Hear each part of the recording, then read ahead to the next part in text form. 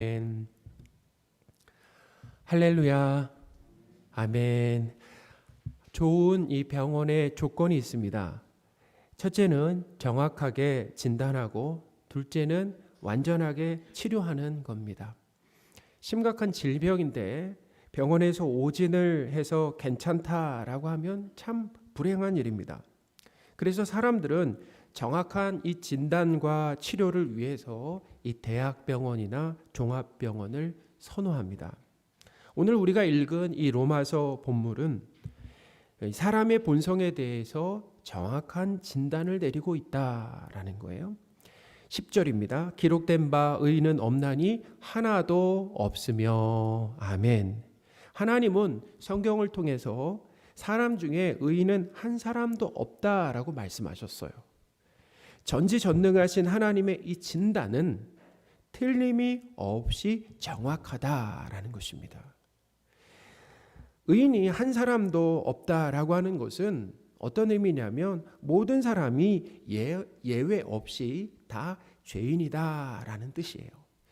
로마서 3장 9절입니다. 그러면 어떠하냐? 우리는 나으냐? 결코 아니라. 유대인이나 헬라인이나 다 죄 아래 있다고 우리가 이미 선언하였느니라. 아멘. 사실 오늘 이 본문은 로마서 1장 18절부터 시작하고 있어요. 로마서 1장 18절부터 시작된 말씀의 결론이다라는 것입니다. 그 결론이 뭐예요?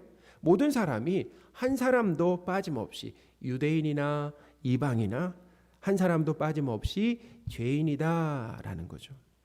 세상에는 사람인 우리가 볼 때 의인이라고 치켜 세울 만한 사람들이 많다라는 거예요. 자, 누가 볼 때요? 사람이 볼 때 말입니다. 사람이 볼 때 의인으로 치켜 세울 만한 사람들이 많다라는 거죠. 교회 밖에 있는 비신자 중에서도 법 없이 정직하게 사는 사람들이 있습니다. 또 검소하고 청빈하게 살면서 모은 재산을 전부 기부하고 또 봉사활동 등을 하면서 이 자발적으로 선행을 하는 사람들이 꽤 많다라는 거예요. 어떤 경우에는 우리 그리스도인이 부끄러움을 느낄 정도로 선행을 한다라는 것입니다. 그러나 중요한 것은 하나님 보실 때 의인이 아니다라는 거예요. 사람이 볼 때는 의인인 것 같지만 하나님이 보실 때는 의인이 아니다라는 거예요. 이사야 64장 6절입니다. 무릇 우리는 다 부정한 자 같아서, 우리는 다 부정한 자 같다라는 거예요. 우리의 의는 다 더러운 옷 같으며 우리는 다 잎사귀 같이 시들므로 죽는다라는 거예요. 우리의 죄악이 바람같이 우리를 몰아가나이다. 우리는 죄에 이끌려 살아간다. 죄의 지배 아래 살아간다라는 것입니다. 우리의 의는 뭐라고 얘기합니까? 의로 보이는 것 같지만 다 더러운 옷 같다라는 거죠. 죄인에게서는 의가 나올 수가 없다라고 하는 것을 가르쳐 준다라는 거예요. 그러니까 죄인은 하나님 마음에 쏙 들게 살 수 있다라는 것입니까? 없다라는 거예요? 없다라는 것입니다. 죄인은 하나님 마음에 쏙 들도록 살지 못한다라는 거예요. 사람은 사실 사람의 마음에 쏙 들게도 못 살잖아요. 한번 생각해 보세요. 우리가 우리 부모님 마음에 쏙 들게 살았습니까? 못 살았잖아요.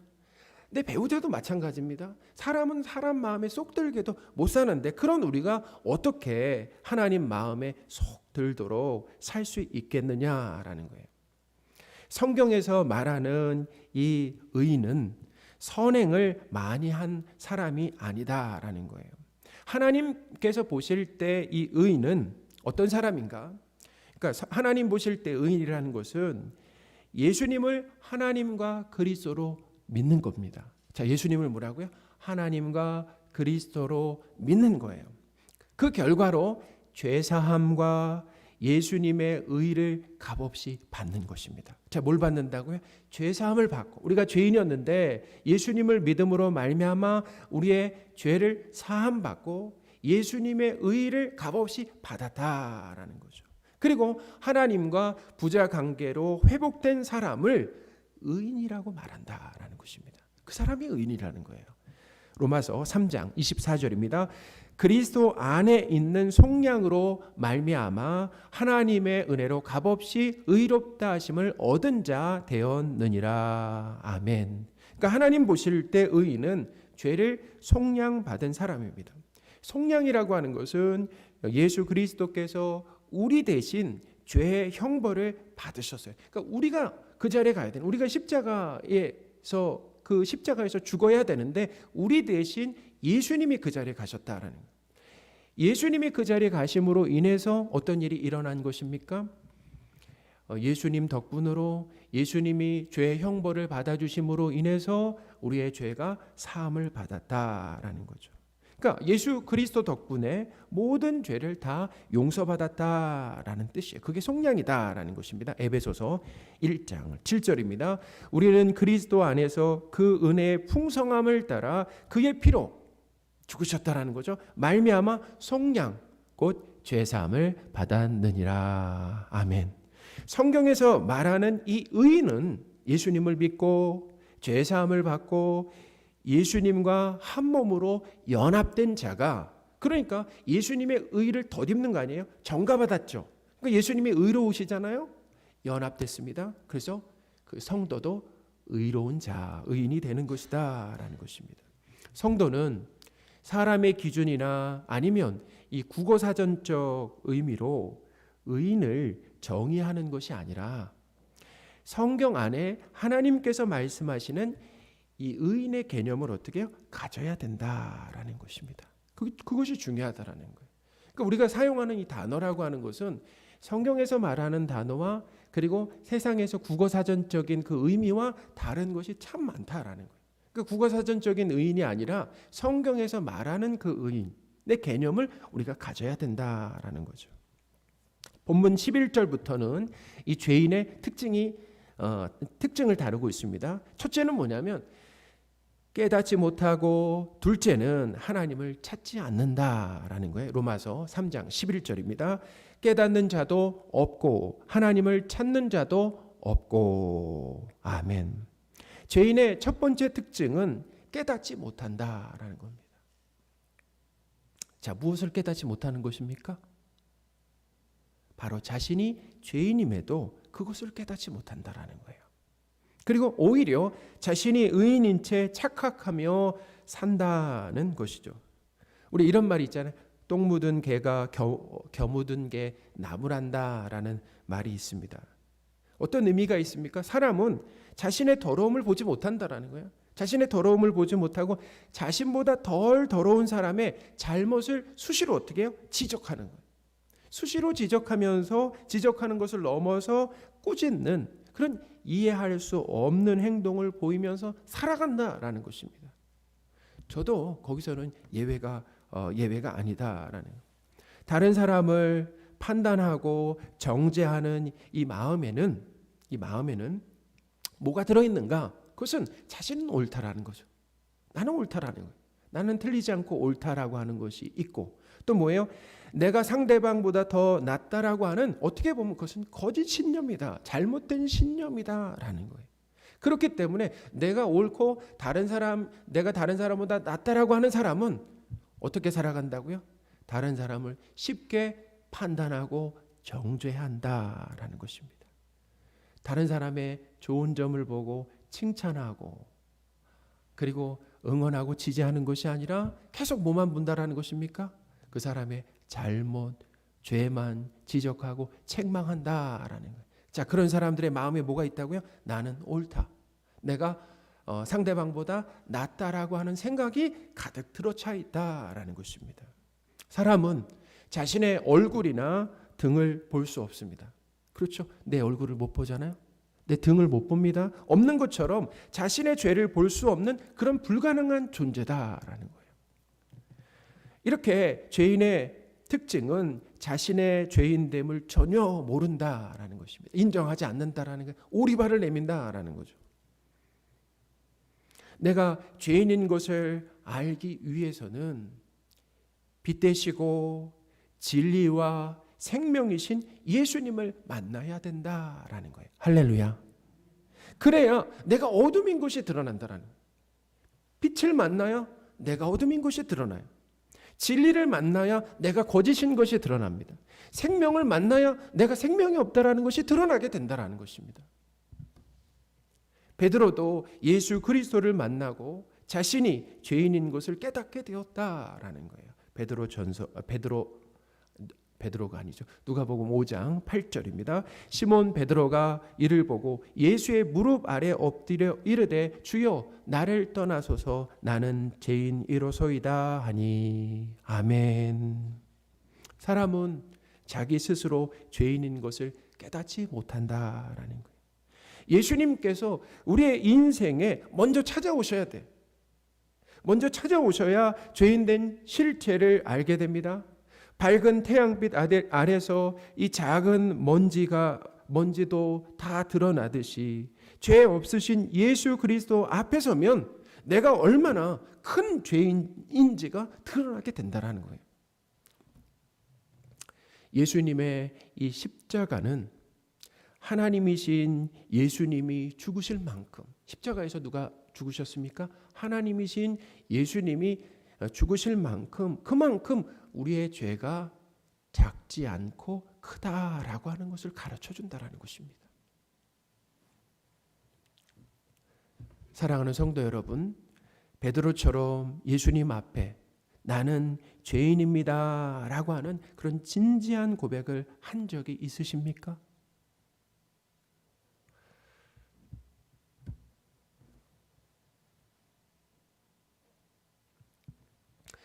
예수님께서 베드로를 찾아가신 것처럼 우리 삶에도 찾아오셔서 우리가 죄인인 것을 뼈저리게 느끼도록 해주시면 좋겠습니다. 그게 은혜라는 것입니다. 죄를 깨닫는 것, 내가 죄인이다라고 하는 것을 깨닫고 인정하는 것이 뭐예요? 하나님의 은혜가 임한 결과다라는 거예요.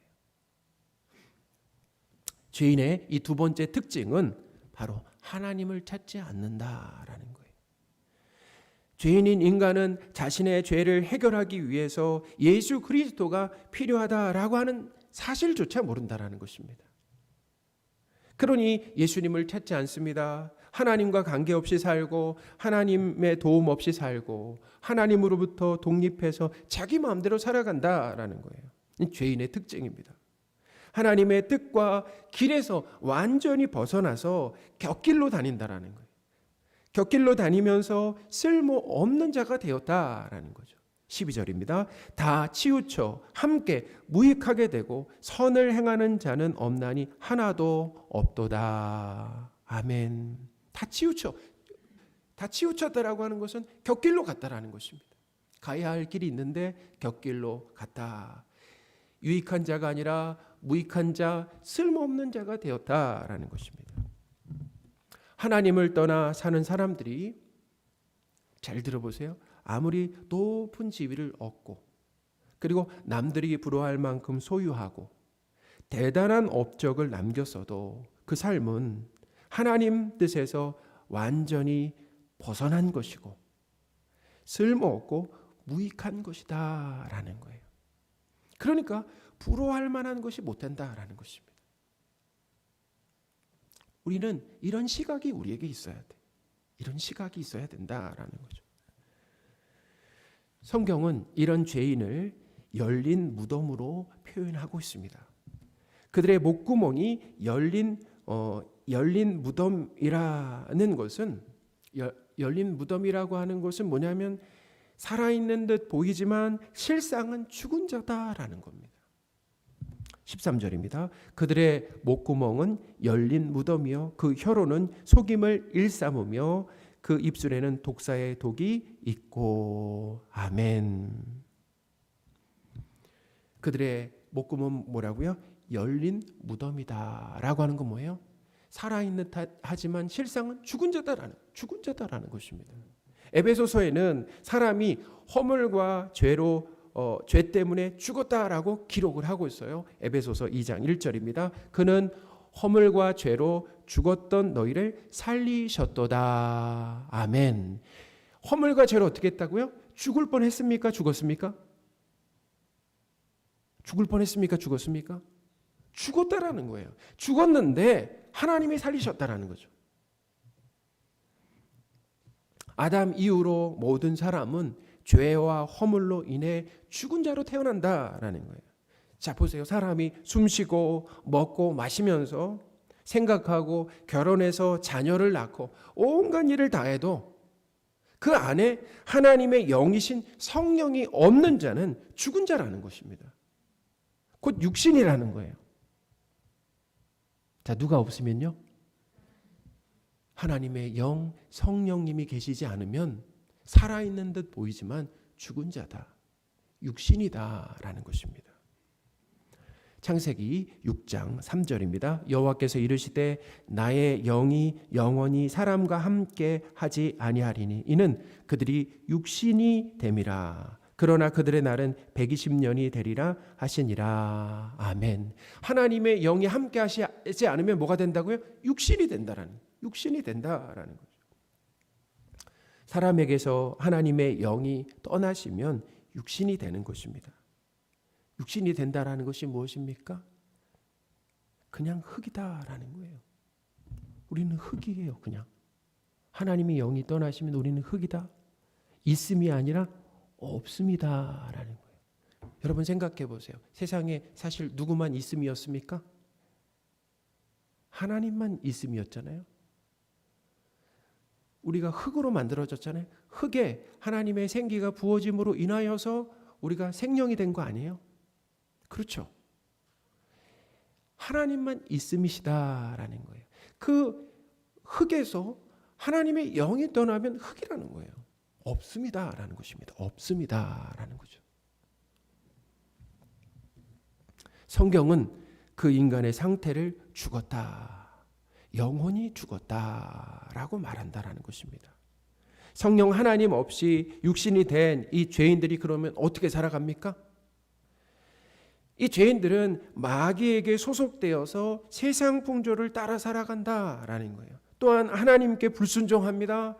육체의 욕심을 따라 살아간다라는 거예요. 말씀을 따라 사는 것이 아니라 자기 육체의 욕심을 따라 살아간다라는 거예요. 에베소서 2장 2절 3절입니다. 그때 너희는 그 가운데 행하여 이 세상의 풍조를 따르고 공중 권세 잡은 자를 따랐으니 곧 지금 불순종의 아들들 가운데 역사하는 영이라. 전에는 우리도 다 그 가운데 육체의 욕심을 따라 지내며 육체와 마음이 원하는 것을 하여 다른 이들과 같이 본질상 진노의 자녀이었더니. 아멘. 이렇게 성령이 없는 죽은 자들에게 나오는 것이 바로 무엇입니까? 선이 아니라 죄악이다라는 것입니다. 여러분 한번 생각해 보세요. 비신자들이 선을 행한다라고 해도 왜 그렇게 합니까? 자기가 좋아서 합니다. 하나님의 영광을 위해서 그렇게 선행을 하는 것이 아니에요. 하나님을 기쁘시게 하기 위해서 선행을 하는 것이 아니에요. 그냥 내가 좋아서, 아니면 그 선행을 함으로 인해서 내 이름을 드러내고 싶어서, 아니면 더 어떻게 보면 긍정적으로 그 다른 사람을 불쌍히 여기는 그 마음이 있어서. 그렇지만 그 선한 마음을 주신 하나님께 감사하지 않는다라는 것입니다. 선행을 하고도 말이죠. 그러니까 죄인인 인간에게서 나오는 모든 것은 선이 아니라 배설물이다라는 거예요. 오늘 본문에도 영이 죽은 죄인들은 이 모든 지체, 곧 혀와 입술과 발로 이웃에게 악을 행한다라는 거예요. 그러니까 하나님이 주신 지체를 가지고 하나님을 반역하며 산다라고 기록하고 있다라는 것입니다. 로마서 3장 13절에서 15절입니다. 그 혀로는 속임을 일삼는다라고 하는 거예요. 그것이 그냥 삶이란, 익숙하게 그렇게 한두 번만 그렇게 사는 것이 아니라 그냥 속이면서 사는 거예요.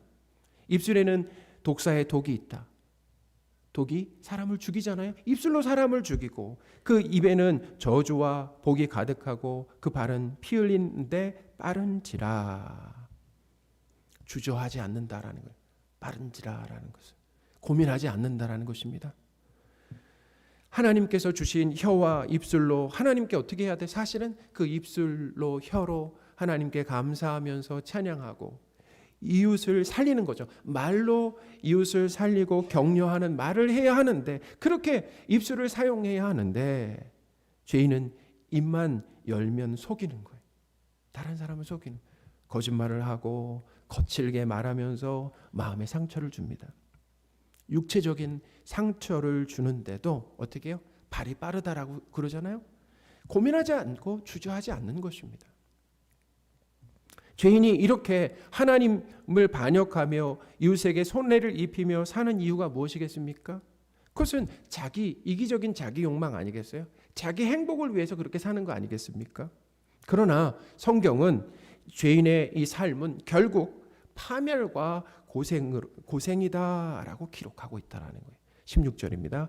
파멸과 고생이 그 길에 있어. 저는 이거 보면서 그랬어요. 한번 말씀 좀 한번 띄워주세요. 원래 순서라고 하면 고생이 있다가 파멸하는 거 아닌가? 라는 생각이 먼저 파멸이 나오고 그다음에 고생이 있어. 고생을 죽도록 하다가 파멸되는 이렇게 생각했는데 파멸이 나오고 고생이 나와요. 그러니까 파멸은 이미 정해져 있다라는 거예요. 죄인에게 파멸은 이미 정해져 있다라는 것입니다. 그 삶은 고생길이다라는 거죠. 죄인은 평강의 길을 모릅니다. 17절도 보겠습니다. 평강의 길을 알지 못하였고. 죄인은 인생에서 핵심인 하나님을 놓쳤다라고 하는 것을 모른다라는 거예요.